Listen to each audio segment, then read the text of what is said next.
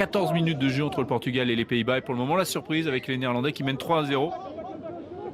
Ballon rendu aux Portugais. Ça va extrêmement vite. On va voir le premier essai de la rencontre avec le filou João Belo qui s'est échappé et qui permet à son équipe de marquer enfin un essai dans ce match. Je le dis enfin car on attendait une domination assez importante du Portugal. Et pour le moment, le Portugal avait tendance à avoir pas mal de difficultés face à des Néerlandais courageux. Mais là, il a été malin. Un essai de demi-mêlée de la part de João Belo, le joueur des Lusitanos. On va revoir ça au ralenti. Le petit demi-mêlée qu'il a joué tout seul pour lui-même suite à ce bras cassé. Et puis là, grâce à sa vitesse de course et puis surtout au manque de vigilance de la défense des Pays-Bas, le demi-mêlée portugais qui trouve la brèche. Pour le lancer, c'est pris de manière impeccable. Et on va voir le groupé pénétrant avec le ballon dans les mains de Duarte Diniz. Ça progresse très très bien. Et Duarte Diniz qui s'échappe. Il a échappé également au caméraman, mais il a réussi le talonneur à marquer un nouvel essai pour le Portugal. La domination qui se concrétise et de plus en plus de difficultés pour les Néerlandais. C'est le deuxième essai pour les joueurs de l'AJSC grâce au talonneur Duarte Diniz et le score est désormais de 12-3. Ballon arraché par les Portugais. Le turnover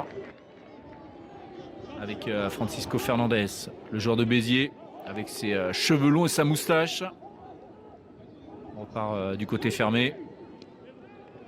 Betancourt, ça c'est très bien joué de la part de Betancourt et on va voir un nouvel essai pour le Portugal. La fin de passe, il prend l'intervalle, il devient absolument inarrêtable, le joueur d'Oyonnax. Et le score est désormais de 17-3 et au moment où on se parle, le bonus offensif est déjà dans les mains des Portugais. Et attention, peut-être un quatrième essai dans cette première période là pour les Portugais qui en tout cas vont entrer dans les 22 mètres. Et voilà, on va l'avoir, le nouvel essai, le quatrième dans cette première période. Et c'est Rafael Simoes, le troisième ligne centre, qui entre trop facilement dans cette défense des Pays-Bas. Et le score est désormais de 24-3 en faveur des hommes de Patrice Lagisquet. On va se retrouver sur les extérieurs et on va voir peut-être un nouvel essai pour les Portugais. Non, ça s'arrête à 2 mètres de la ligne. David Wallis qui a été stoppé. Mais derrière, on va pouvoir enchaîner avec l'impitoyable Rafael Simoes, le troisième ligne centre, qui marque son deuxième essai personnel, le 5e pour le Portugal. Et on est déjà à 31-3. Ça défile et ça continue de marquer pour les Portugais dès le début de cette seconde période. En tout cas, on préserve le talonneur habituellement remplaçant à Duarte Diniz pour les prochains combats qui arrivent. On ne doit pas risquer de blessure. Un Camperg est déjà blessé, donc c'est un poste essentiel évidemment dans une équipe. Toujours ces magnifiques percées de ce joueur-là, Geronimo Portela, qui fait beaucoup de différence, même s'il a été stoppé. Là derrière, les plaquages qui sont ratés. Et on va voir un nouvel essai pour le Portugais. Ça passe à chaque fois. C'est absolument terrible. Et cette fois, c'est Rodrigo Marta, l'ailier de Belenenses, qui avait été assez discret depuis le début de ce match. Un peu de jeu d'avant pour fixer. On a toujours le très courageux Anthony Alves, le pilier.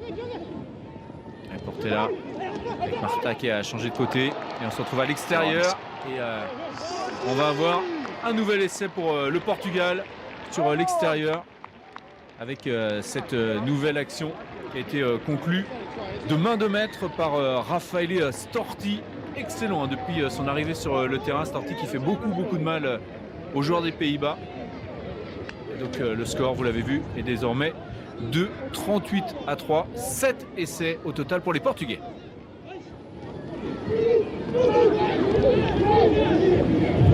Il reste un peu plus d'un quart d'heure à jouer dans le temps réglementaire de ce match et ce large avantage, vous le voyez, pour le Portugal qui mène 45-3. Et les premiers plaquages qui sont de plus en plus ratés. On va avoir un nouvel essai. Énorme entrée de Storti là, qui au dernier moment réussit avec une Chistera offload à passer à son partenaire Pedro Betancourt, impitoyable depuis le début du match, le centre d'Oyonnax.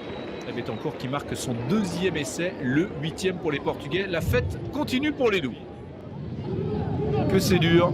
Campbell avait ouvert le score pour les Néerlandais. Et il y a eu 52 points consécutifs. 8 essais au total pour les Portugais.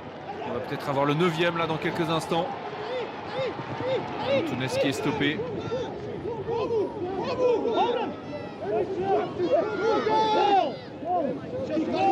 Combella qui essaye de récupérer ce ballon, c'est raté. On arrive à 5 mètres de la ligne. Et voilà, nouvel essai pour les Portugais. Le calice sera bu jusqu'à Lali pour les infortunés joueurs néerlandais, avec le buteur de cette équipe, Daniel Tounes, qui est récompensé de tous ses efforts, de toutes ses percées dans ce match. Et l'essai numéro 9 nous amène au score de 55-3. Et ça fait lourd pour les Pays-Bas, qui n'avaient pas encaissé d'essai depuis quelques minutes, comme vous l'avez souligné. Et puis finalement, après une nouvelle percée,